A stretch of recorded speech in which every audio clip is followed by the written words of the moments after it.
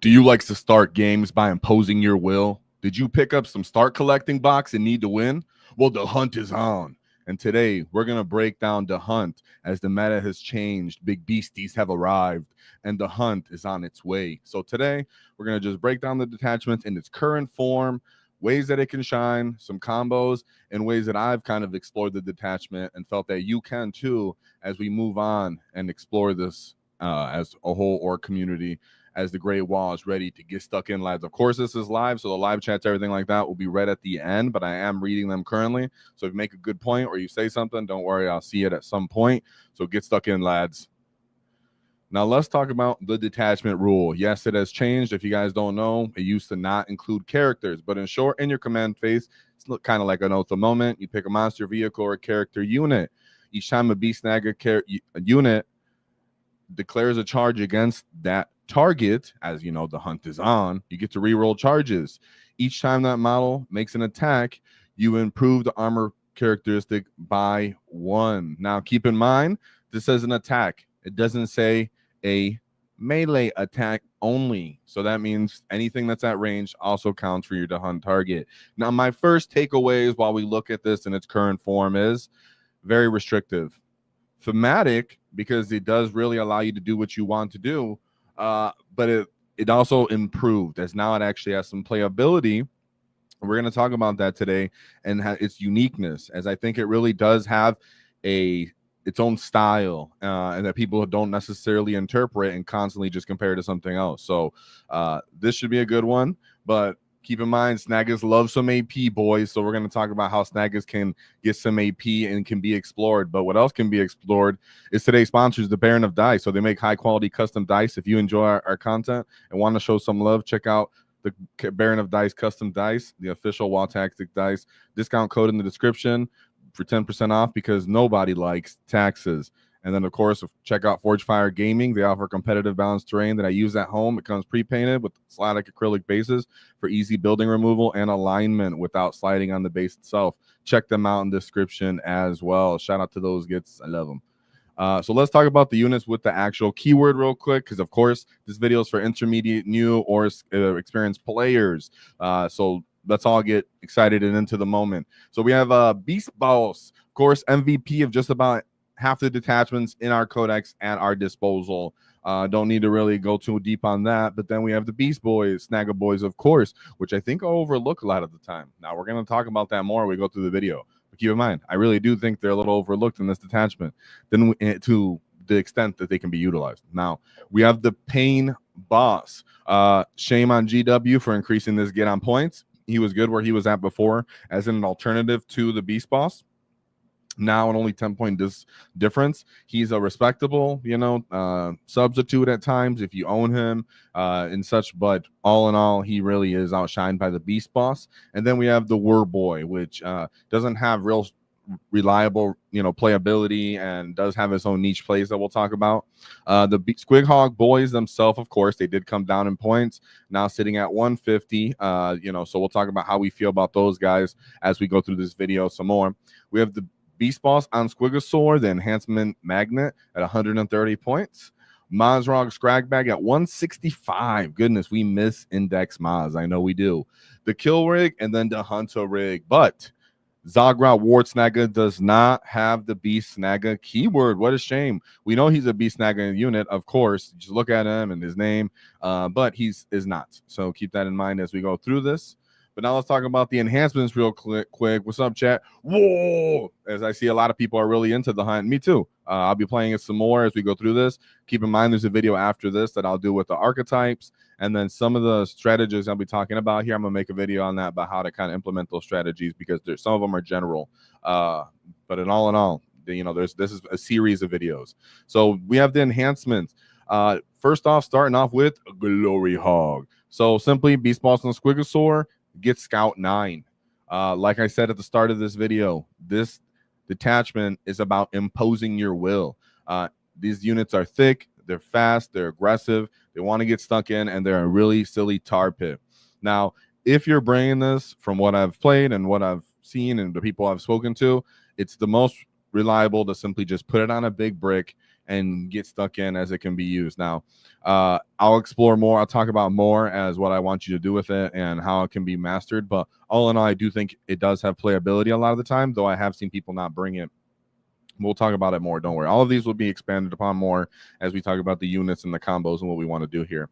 Then we have Proper Killy. This is what most consider the auto take enhancement as a simply +1 damage to your Beast Snagga boss. Whoa, what's a 3 damage dev? That's fantastic on a detachment that has critical 5+ sustain. Oh, you love that. Mwah. Absolutely destroying things. Then we have Scrag every stash simply in the command phase when the model, so that one model is on an objective marker that you control, and it remains under control if no one else is there anymore. So you give it sticky in your command phase. This is the one that goes back and forth a lot. Don't find myself using it too often, though it does have its play, in my opinion, here and there, and sometimes you just have 25 points left over, but don't work your way to find it in your list, in my opinion. Then we have, but it does have its play, of course. Then we have Shirley as a Squigoth. This is simply -1 to wound when enemies target your Squighog boys unit that is led by Beastboss on Squigosaur, as long as the strength is greater than the toughness of that Squighog boy unit. So if you're using it, then anything that's strength 8 or greater will be -1 to wound. Don't usually find the points for this, but if you do, hey, it's a nice thing to feel.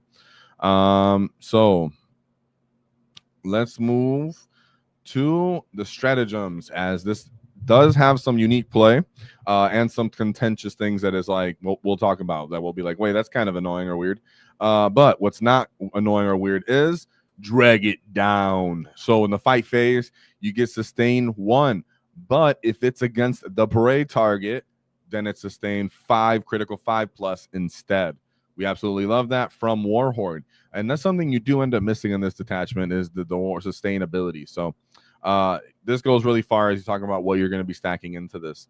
Then we have stalking tactics. In your opponent's shooting phase, just after an enemy unit sticks to the target, one infantry snagga unit or mounted unit can be selected. When you're targeted, you get the benefit of cover, but if you're infantry, you also get stealth. Generally not really too sought after, but I will talk about how this can be implemented. Where do you think you're going? In your opponent's movement phase, after the enemy moves, your snagga infantry or mounted can make a normal move but cannot end engagement range. Not really making too much of a difference a lot of the time, right? The other stratagems you'll find yourself looking to use more and more. This is the one that I still have yet to find myself ever using. And out of all of them in this attachment, in my opinion. Then we have instinctive hunters. End of your fight phase, one unit can just be picked up and put into strategic reserve. We'll talk about how this can be used and how I think it does have play. Not too crazy like other broken ways, but it has some good ways to be played. And of course, let me know what you think in the comments as well, because I'm watching you guys right now as I break this down. Then we have unstoppable momentum. Your charge phase, just after a mounted unit ends a charge move. That snagga unit, select one enemy unit in engagement range. Now, I'll break this down in a video and have pictures on this soon. But all in all, how this actually works is engagement range means 1 inch. So if you're going to get multiple models on here, either it has to be a big body model, or you're going to have to actually make gaps between some of your other models so that the guy who's piling in can actually end within 1 inch to get all of the models actually within range of it. So it's not just basing your own one model, it's within 1 inch of the enemy that you're charging base to base.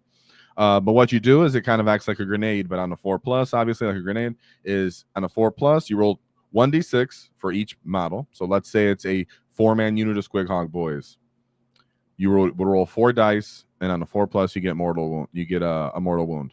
But if it's your prey target, you roll 3 additional d6. So now if it's your Squighog boy unit, your minimum size unit, then in that case, you're going to roll 7 dice.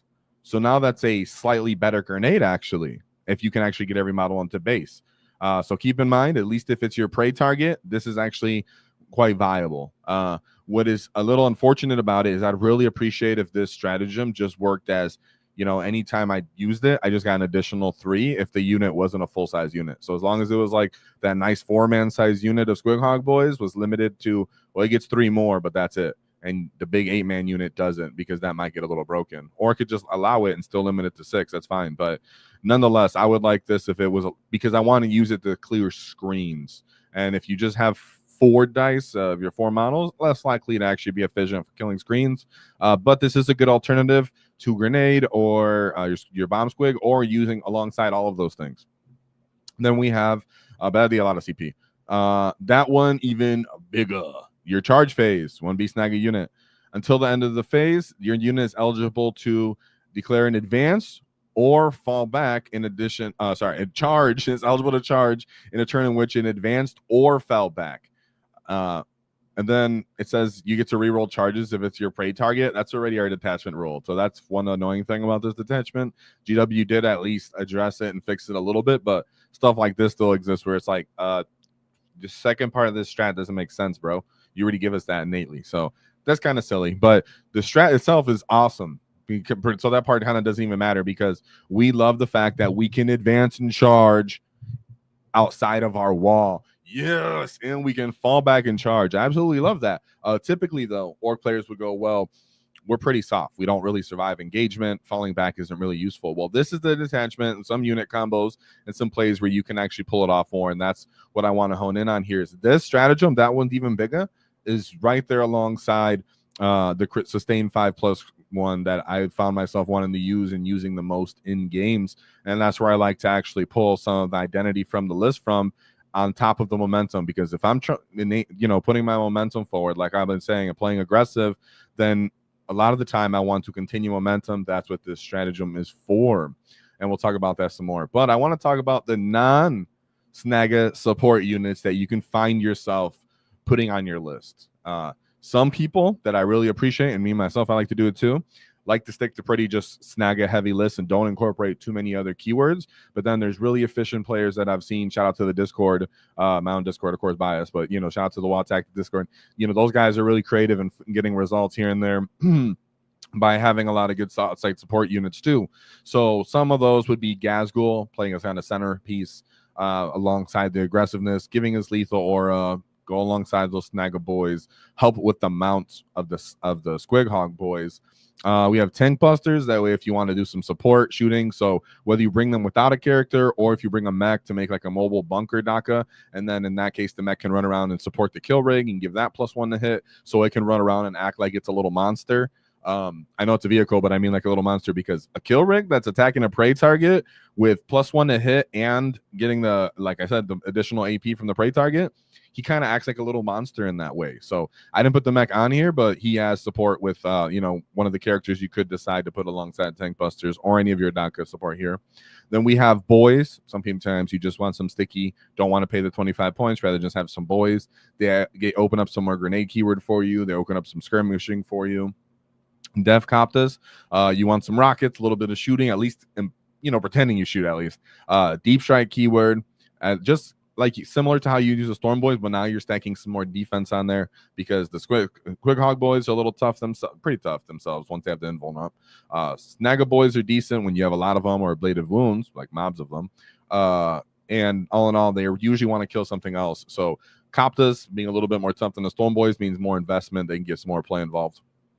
Then you have Storm Boys, of course. A lot of times, 5-man unit likes to be incorporated in a list for scoring secondaries.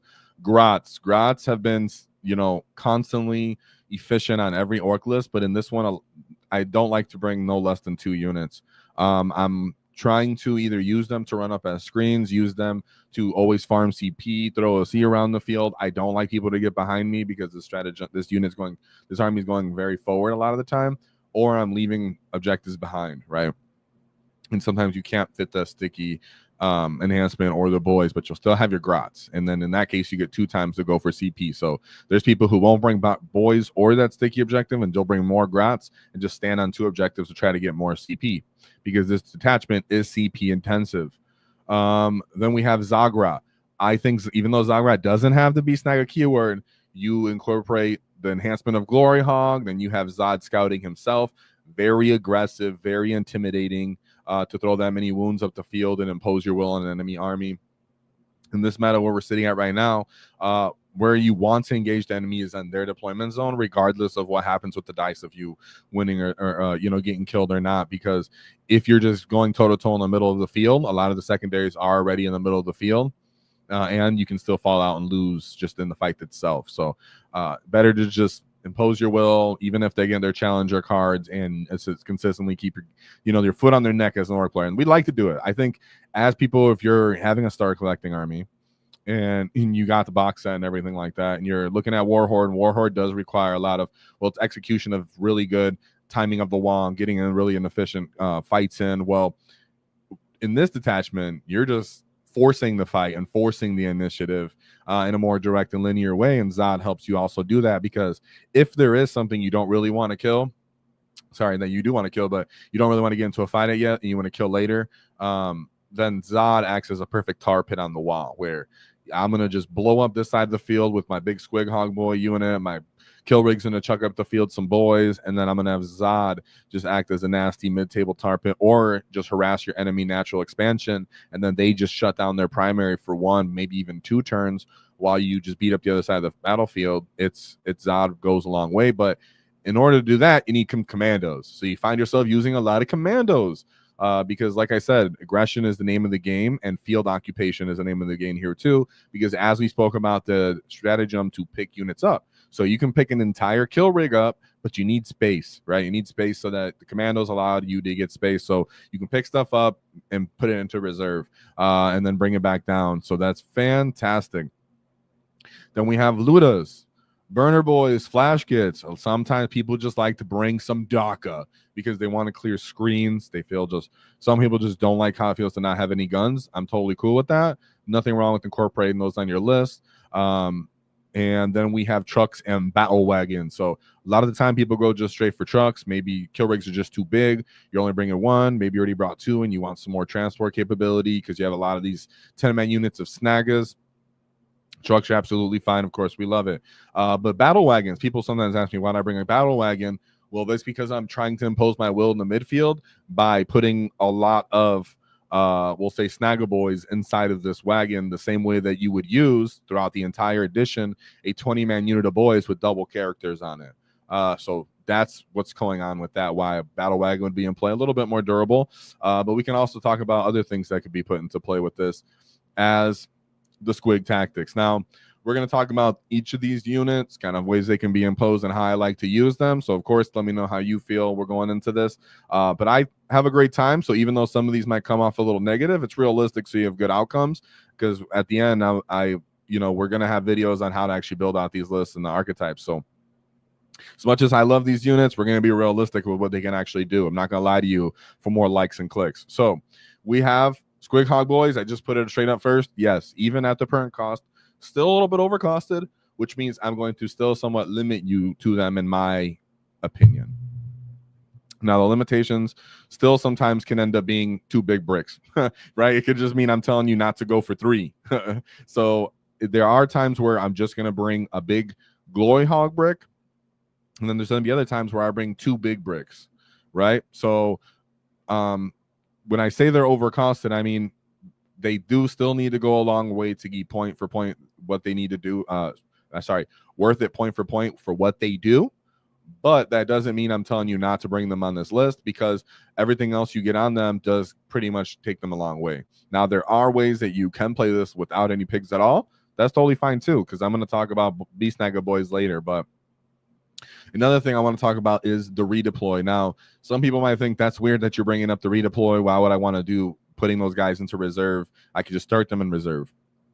There has been a couple games where, the enemy just had infiltrators and stuff like that, and then he was lining up guns. If I went or just really strong counter charges where if I use my big pigs brick that was glory hog to run into them, then they'll just take a big chunk out of that unit without me ever getting to use it or being in a good position to counterpunch with it.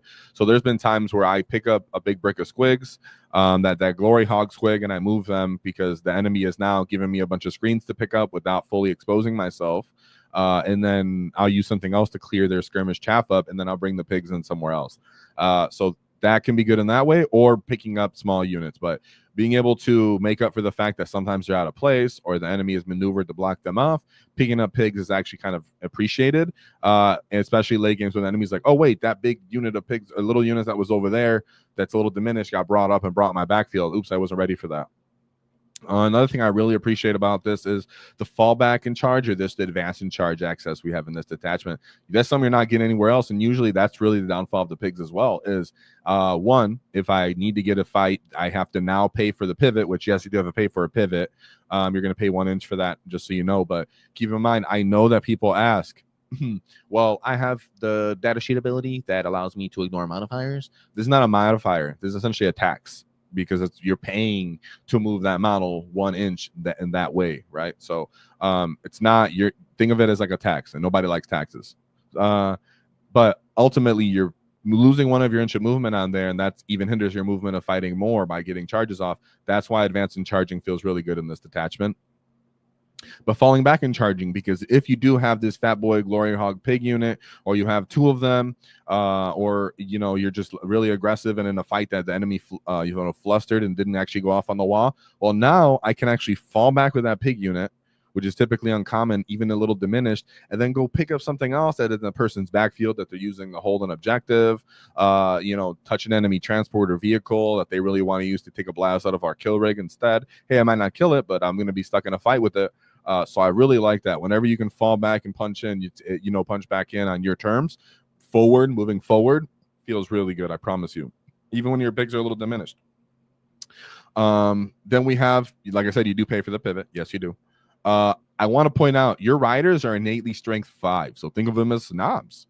And then you're getting lance. So even outside of fighting vehicles, pigs do pretty good into the current meta of elite infantries that run around, whether they have 3 wounds sometimes, or sometimes even if they have a reduced damage and they're only 2 wounds, the volume of punches you get between the mounts and the lance character, you're wounding them on 2 sometimes with the characters. If it's the wall or the kill rig itself, you can really end up just wounding them quite efficiently.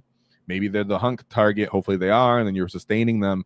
You can just end up dragging down units in a really nice, clean pig way, and you really can't get it in other detachments where you can put a bunch of wounds on them, but they're taking, sometimes 3 up, 4 up saved. You got armor of contempt. It doesn't feel really good. And this time it's like, hey guys, well, I'm taking you to your invuln in some cases, and it feels totally different in combat in that way.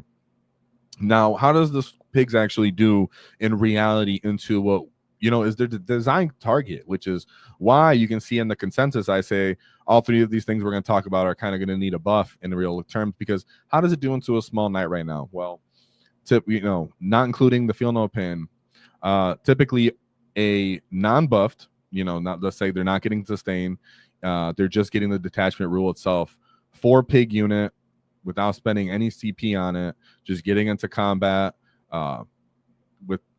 without the bomb squig, is only doing about 8 to 10 wounds on it, if you're not including the feel no pain. So that's really not feeling it really that good. If how the math actually plays out is, if you're going to use 4 pigs to kill 1 small knight, which has a 6 up feel no pain sometimes, or if it's a chaos knight, it doesn't have the 6 up feel no pain, you're going to usually have to use the detachment rule and use bomb squig if you can actually get bomb squig off, or you're going to have to use 1 to 2 CP actually to reliably kill that guy a lot of the time. So you're going to need to sustain. He's going to be your hunt target, and even in that case, he sometimes doesn't go through. You're going to need about 3 to 4 additional wounds taken off him before your pigs go into him to finish him off. So whether it's a word tower, like I mentioned, bomb squig, or even the aforementioned charge stratagem that we spoke about, where you do mortal wounds and it acts like a grenade. So all in all, from how the math plays out, you're going to need to spend 2 CP and the detachment rule to pull down 1 knight in a what I would call efficient way. So you're somewhat efficient way, which is why they do kind of need a buff. And squig, we're going to talk about bomb squigs themselves, but it is still worth bringing them. Just know that they're, the weaknesses, and then know their pros and cons. A lot of time they feel good, especially if you can just bring them in rapid ingress and they only have to take one side of the battlefield's aggression, and then they can get stuck in where they want. Then you start to not feel the pains of when they're stuck in the middle of the battlefield, right? Stuck in the middle of the battlefield is a totally different experience.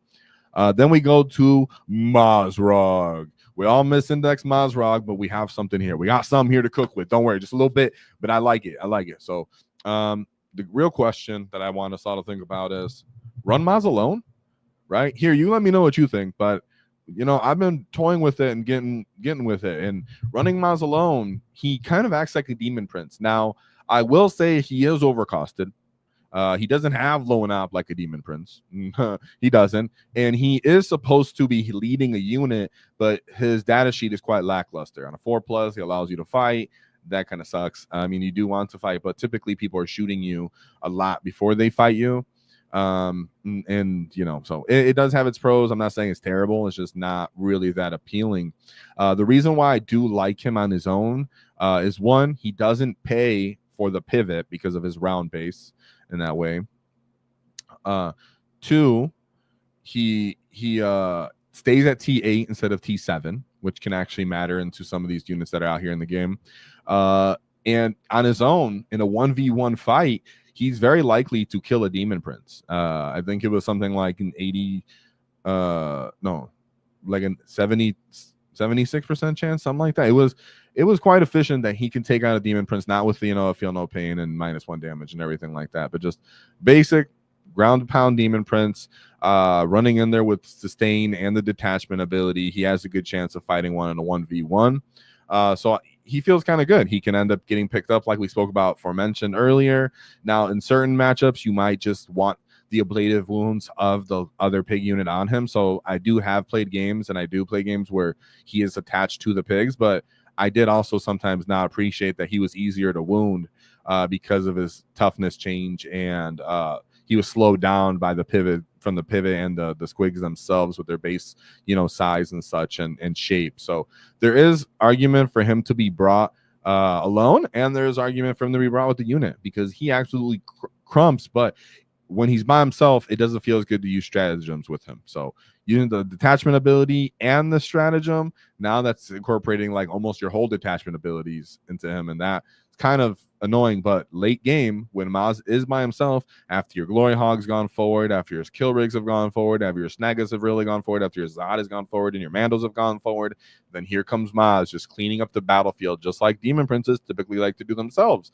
But in his case, he might be advantaged in charging into him, by getting sustained critical 5+s into him, fighting elite infantry, using his mounts in that case feels good, getting AP3 from his mounts into the prey target. So he feels interesting, but if you bring the blade of wounds sometimes on him of the Squighog boys, well, then he lasts even longer. So to each their own, but I just wanted to bring it up.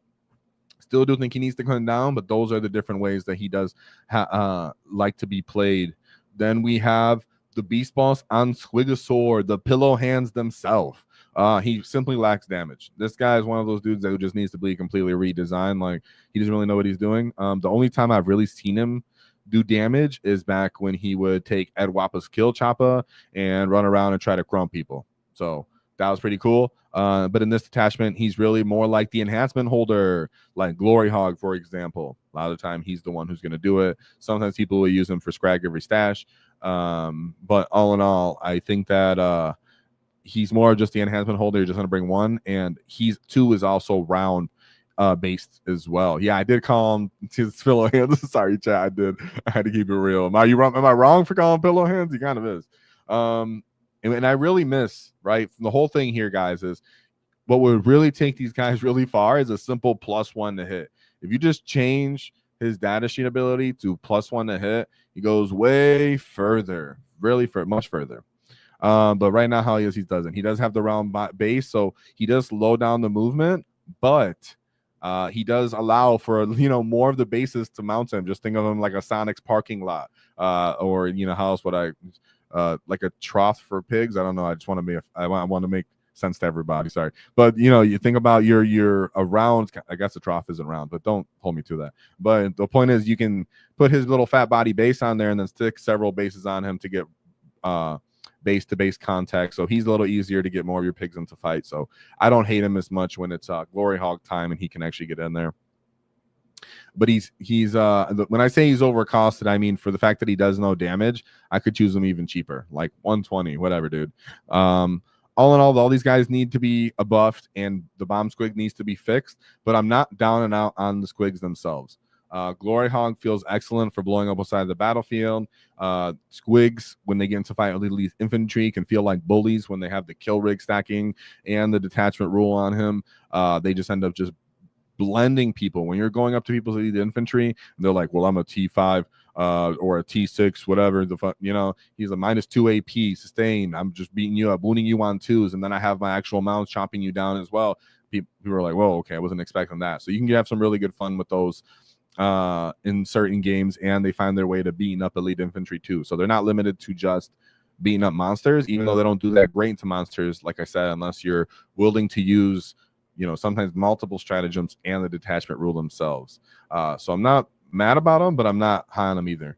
Then we move to the non-snagga tactics. What I think are actually the MVPs, the backbone of this entire detachment.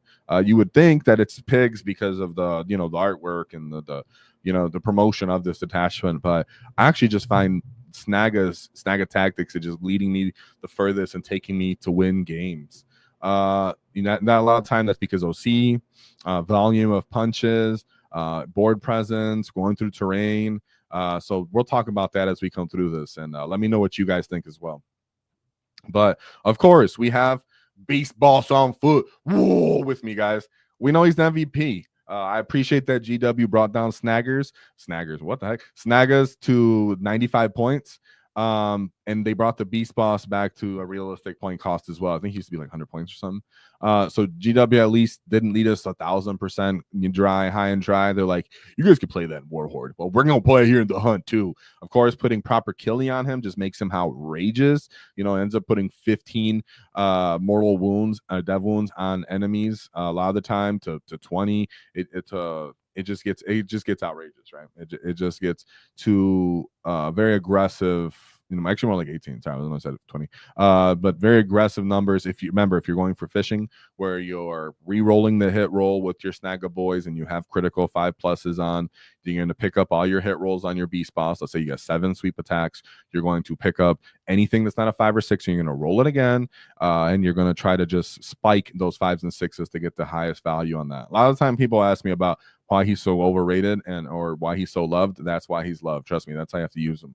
Then you have Scrag every stash. Don't typically use him, but as we talk about the 20-man unit, there was a little bit of play and incorporation I had where there were times where I started my 20-man unit, kind of fishtailed to my home objective, and then I would jump into the wagon, and then I would move the wagon forward towards the middle terrain. So I sticky my home, and then I run forward. Now, I know my grots are going to stay home, because they're going to just give me CP, but there are times late game where I've had to move my grots, and I still want to obviously still have to hold the primary a lot of the time. Of course, I've also picked up the unit and then dropped him towards my natural expansion, come on the battlefield edge, dropped him right there, and then the next turn he sticky it, and then I move forward. Right, so I ingress it, and then I kind of swing the unit a little bit back, and I push him back forward. So not always ideal, but there are ways to get it around and sticky some stuff up. And here we have what I think is my personal cherry that I personally think was what was missing from a lot of what I heard from other orc players or the Hunt reviews is the 20-man snagga mob. We've brought this up for Warhorde. We've brought it up as a tool you might be moving to now overall because boys went up in cost. But the 20-man snagga mob is completely underrated. Hardly ever mentioned, and actually does have some legs. But you are going to do just like you do for your boys mobs. You're going to pay the battle wagon tax, or you can play the hunter rig tax. Okay, but we'll talk about that like we were talking about down further. Now this unit does hit freaking hard. The fact that you can get these guys to just strength 6 because the kill rig, or even strength 7 because the wall.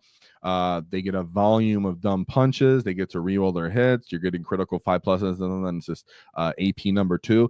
AP 2. Everybody knows that volume is king in 40K. Being able to just get a dumb amount of buckets of dice and throwing them at people and getting sustained is the way to go to get past a lot of the debuffs that we get. A lot of the time you're putting a Beastboss on here. A lot of armies are -1 to hit. Sometimes they're already relying on their -2. They're relying on their -1 damage. Well, if you're wounding them on 3s and you're hitting them on 2s, wounding them on 3s because of your increased strength threshold, or 4s, and you're -2 AP, so you're taking them maybe to a 5-up invuln or to their 4-up invuln if they're a Terminator. That's something that they're usually not relying on, expecting, excuse me, and that just ends up blending through enemy units of variety, low armor, small hulls of vehicles as well, and transports. You can tag multiple of them. The fact that you're re-rolling hits if you're doing critical 5+s, like I usually would do, is I would just fish the entire thing. If I'm wounding the vehicle on 5+s, a lot of the time I would just still pick up anything that's not a 5 or a 6 and just simply re-roll it again, just to get more punches off on the enemy. Typically, that's what you do for lethal. If you have lethal, the kill rig can give you lethal, and then oops, now you're lethal sustain as well, but you're not reliant on that. Or if you have gas, then you could be doing that. But the 20-man unit is great value for your stratagems, all in all. If we're talking about the stratagem to fall back in charge, right? Like I was mentioning earlier, if you look at what we've been compiling as we've been going through all these units, let's say we have Zod on our list, let's say we have Commandos on our list, we have Glory Hog on our list, and then we have 20-man unit of Snagga Boys on our list. Now I have multiple units between the Hogs and the Snagga Boys or whatever else is on the battlefield, maybe a kill rig that wants to fall back in charge, so I can continue momentum and continue fighting after either the Glory Hog initially being annoying or the WAAAGH itself. So the 20-man snag, a lot of the time I get in a fight in the middle of field objective, and then I run on to another enemy objective, whether it's their natural expansion or their home objective, or my pigs themselves end up running off and picking up one of their scoring units because a couple of pigs stayed alive and I get lance anyway, so I just run up and just crack them. Or at that point I can now use my bomb squig because I'm not advancing. I'm just falling back and moving. So I'm like, oh, that bomb squig I didn't use before. Well, I'll use it now. And you end up getting more value out of your units when you can just continue this. And enemies now have to focus down the pigs and the snaggas and probably Zod, because Zod probably flipped the primary objective somewhere with his annoying self. So the enemy is now getting priority to all these units and has to figure out ways to deal with them. And that's what we want with this detachment. That's really the whole point of this detachment, is you're giving the enemies problems and you're just sitting back saying, I'm rolling dice and I'm just crumping on you and I'm moving forward. Right. And that's what a lot of people just like to do. Warhorde can be a really strategic, mouse and, cat and mouse game where you're just moving up and staging up, and then you call the wall and you just break their backs. And a lot of people like that because it's like throwing, some Mike Tyson hooks and such. But then some other people just like to do that Rocky Balboa style. Right. And they're just saying, I'm just going to get in the fight and I'm just going to give you a lot of problems, and you might be punching me, but ultimately you're punching me and I'm still winning overall on the scorecards, or at least on the side of the field that I want to be fighting on. And this 20-man snagga feels like it's that last missing piece that I've had, that I've had to incorporate into a list. Now, how many of those snagga units? Not sure yet. Still gonna be testing on it this weekend if we're in such before I move and do my archetype video. But I do have thoughts, and right now I got my 20 snaggas, absolutely most underrated unit in our codex sometimes, but definitely in this detachment for sure. Now, the hunter rig himself, why do I actually think he's fine? The reason I think he's kind of fine is because a lot of the time what you're doing with the 20 snaggas anyways is you're putting them in that middle terrain piece and just trying to minimize their profile, keep them kind of safe, and allow them to just move to the table, disembark, and attack. And you really just need to cut points, right? Sometimes it's like, I just really need to cut points from that wagon, and ultimately you already have a lot of other targets on the field. You have your invuln going, and you're not really worried about if that transport's going to stay alive, but just giving more saturation threats. So I'd rather keep the 20-man unit and then offset the wagon down to a rig if I'm fitting another unit onto my list. If I need grots, for example, I'm fine to do it, because I would rather have more units on my list than really try to make anything overly tough and expect it to survive this current meta, the anti-tank meta. It's more about just having saturation of things that are pretty tough that have to be relied on. And the hunter rig, like I said, if you were playing with a mech on the list because you're doing other stuff, shenanigans and shooting DACA, well, then you can give it +1 to hit, and it can go run out and fight a hunt target, and it has additional AP on its shooting and fighting, right? So it's just fun as well. You do now good old the versatility unit, right? Sorry, I was stuck in the 20-man unit. We're to good old versatility unit. We have the kill rig and the 10 snaggas. A lot of the time this is brought, kind of the meat and potatoes of this, where people are bringing the kill rig because the kill rig buff, like I said, it's good on the squigs, it's good on the snaggas, and it's good in the meta overall. You got the war tower for the auto hitting, firepower that it can bring. If this unit goes after a hunt target, it feels like a little mini monster, like I mentioned earlier. And the point of, well, am I or or an entire vehicle that kind of acts like a shooting platform transport monster thing. Well, it's a 5-point difference. And I've ended up dropping, thanks to shout out to Discord again, one of my small unit of squigs and just saying, well, I'm going to incorporate a kill rig just for the fact that I'm going to treat it like a little, aggro piece around the field, playing objectives and just playing in the middle field bully, and things will disembark or embark it if they can. So, as for the versatility of this list, I mean, that unit is just pretty straightforward. Not really, don't just expand too much on it. The one thing I would say the difference here is a lot of the time it's that just that cannonball where it comes in, hits you, and then it's kind of done. A lot of time people can clean up the 10-man unit, and then the Beastboss after it's gone, but that doesn't mean it's ever a bad play. But it's a lot of the time brought in. I wouldn't say you need to bring 3 of them. It's good to bring some trucks sometimes. So 2 feels pretty good. Some people find if bringing just 1 is fine, but a lot of time people say when you bring 1, you bring none. But I've found games where I just bring 1. So don't be worried about either or. Just think about, well, at least how am I going to incorporate into my game? And he's incorporated as just another threat saturation piece, as you should already have a lot, as we talked about earlier. You should be playing very aggro, and the kill rig allows you to play that aggro style just a little bit more.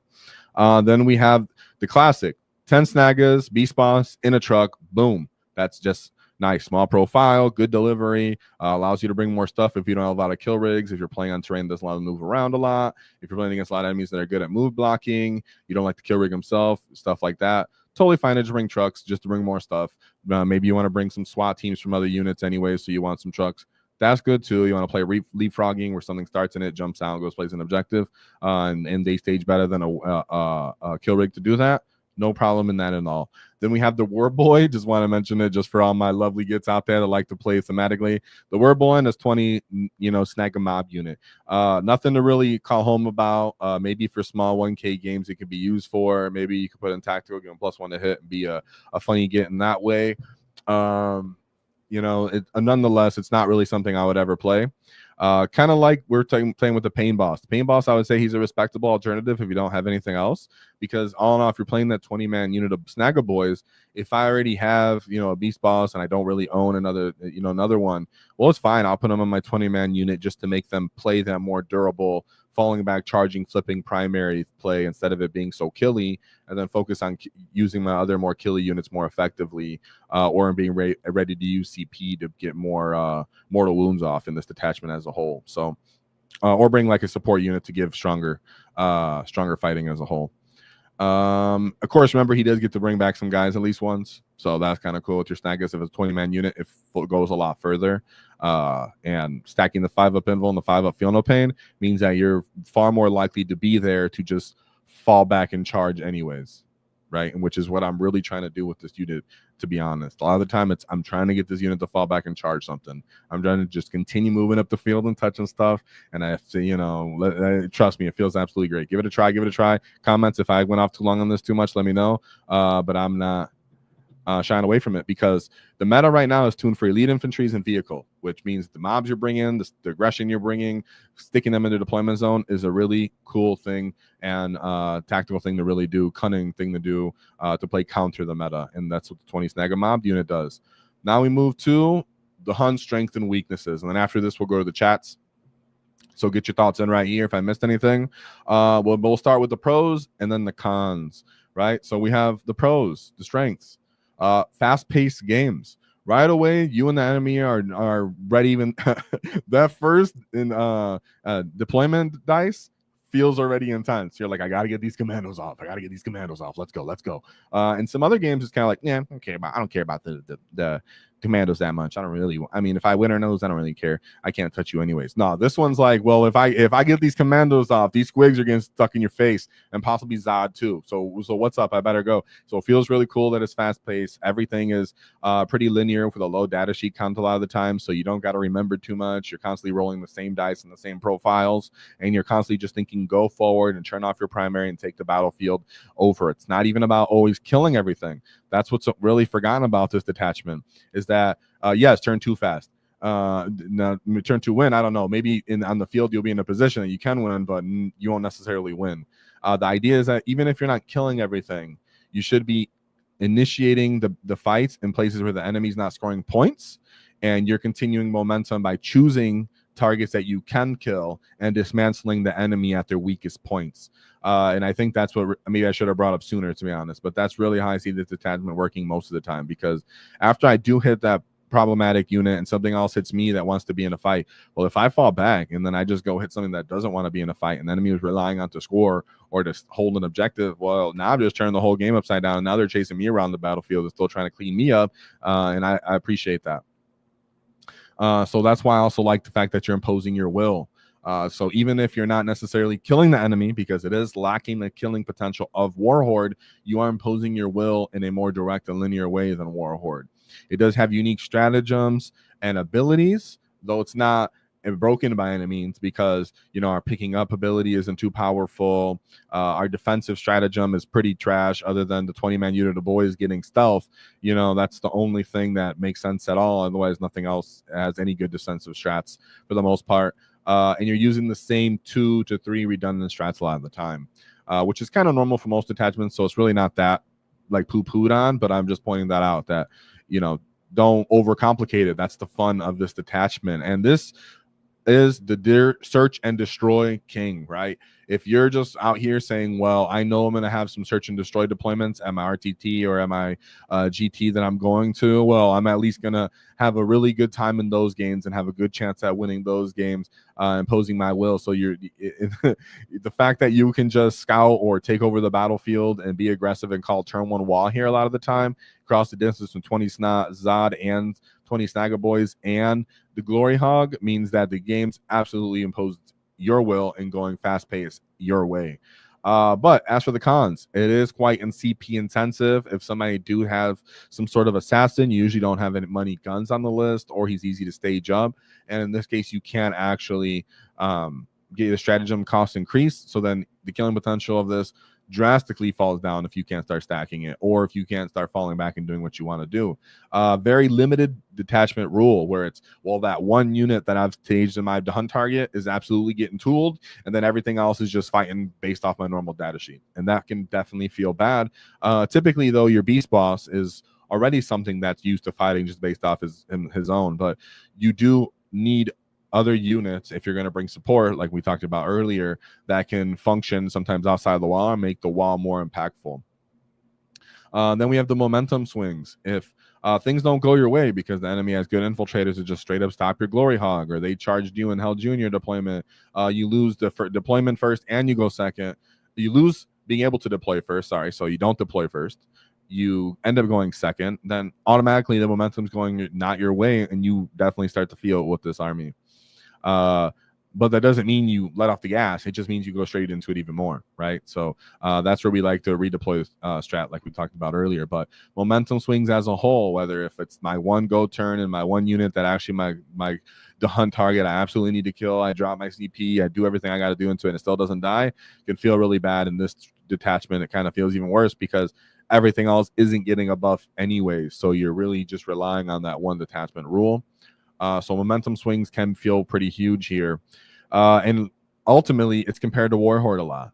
And even though the strategy of getting into someone's face and imposing your will on them in their deployment zone earlier is easier in its actual strategy, the ability to straight up kill someone so they just don't exist, fight on death, make yourself -1 to win with artist nails, is just so hard to turn away from than just trying to figure out, well, how can I play this KG game and have very early momentum and start to peter out, or dissect the enemy enough by running around and falling back and charging into enemy weakened pieces or weaker pieces and killing their ability to even score or have momentum, right? It's a different style of, well, Warhorde is trying to break their back and the hunt is trying to, cut their head off, right? You're trying to, get multiple spear. Think about if you're bringing down a big old squig, right?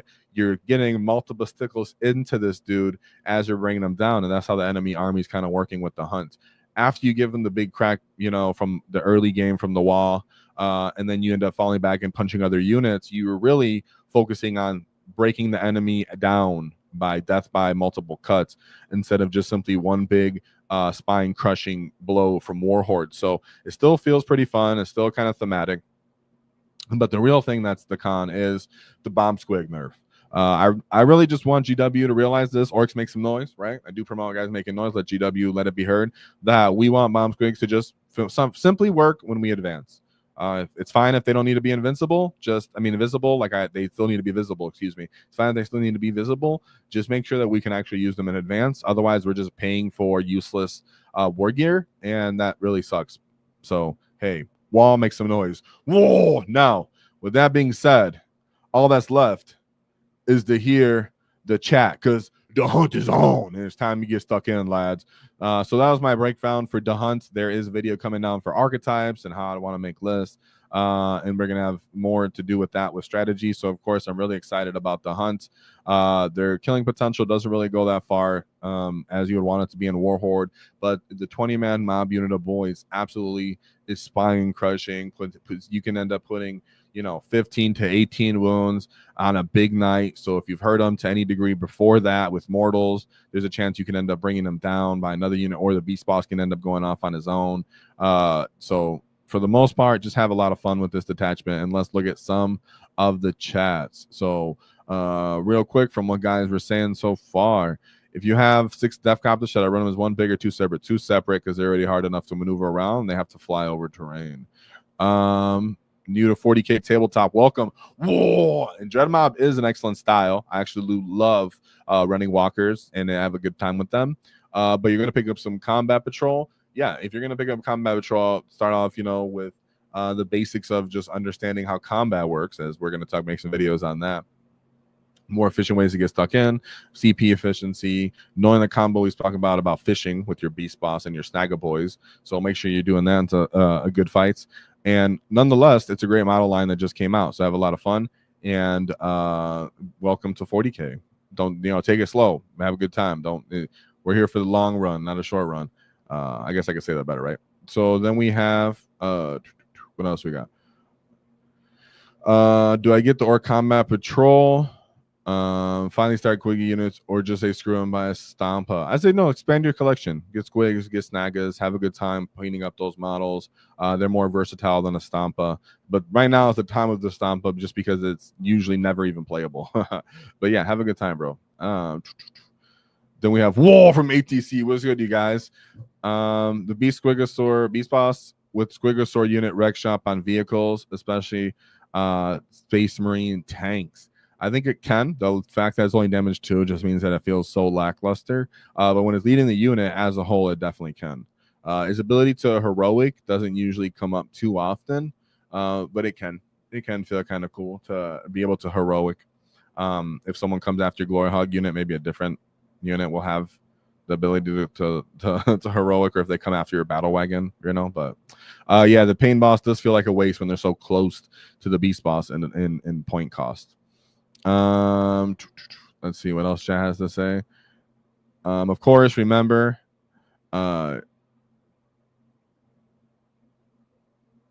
remember. Oh yeah, absolutely. If you go first and you charge your enemy, they don't have 2 CP to interrupt. Good point, of course, as well. Shout out to Brandon. Brandon's the most efficient. Shout out. We did a video with Brandon. Shout out to Brandon here. We did a video with Brandon in our membership, so shout out to that. You can check that out. He's the person who we've seen go the furthest at a grand tournament with the hunt, so fantastic to hear from him talk about that. Beast Boss, 3-man squig lead by generic Beast Boss, and then have a Lone Maz. Yeah, Lone Maz can go. You got to be careful with them early game, because a lot of stuff can absolutely pick up Lone Maz early game, but as it kind of peters out and the game loses its kill ability, Maz's feel no pain and toughness and invuln feels a little better. But he's a great model. I do recommend if you just want to own him. He's freaking awesome. And yes, the 20-man Snaggas redeploying out of the Hunter rig is pretty sick too. That'd be funny. You defended the Beast Boss, yeah, but not the War Boy. No, he sucks. Win in 2 turns? No, you might be in the position if the enemy messes up, or he's not willing, if he's not killy, or if your units do really well into killing him. Let's say he's like an Eldar army and you get pigs into him, you get Zod with the Grot's actually able to kill some Eldar units, and it's search and destroy, and you can get 20 Snaggas into them. Well, they're absolutely getting crumped. All those lines are actually getting broken down. But if you're playing into an enemy fighting army, and let's say you're going into a World Eater's army, and they're like, well, I'm going to disembark from my Rhino so that I can heroic, because they have ability if you get close to the Rhino, they can disembark. So they say, I can disembark from my Rhino, then I can heroic you and actually get into a fight with my Feist first Judicar. These like niche cases, well then yeah, those armies can fight themselves out of that kind of pressure, but some armies simply can't. Or you can just crash into all the Tao's screens and then be there on your second turn to, one big Glory Hog unit just picks up all the screens, Tao responds, and then you won, so everything for real. So yeah, I think there's just sometimes a really straight ways to play, and that's the fun way to play and with the hunt, to be honest. Yeah, I've put a list of the units that I think best, but there are probably a couple exceptions I missed. Let me know in the chat. Snaggers are still the winners. Yeah, absolutely. Snaggers are the winners in this. And the Squighog boys and anything on a Squig needs support. Do you support activations or go full beast snaggas? Do you support ad units first?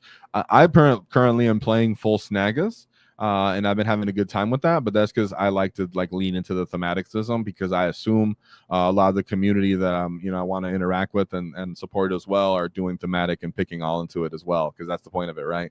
So if you're already playing the hunt, you're already kind of a fun thematic get, so you're probably leaning into it too. But there are competitive players that do add support units, and I added those, and they are quite efficient as well, and they do good too. But my personal preference is using full snagga, but neither is the correct answer. They're both the correct answer.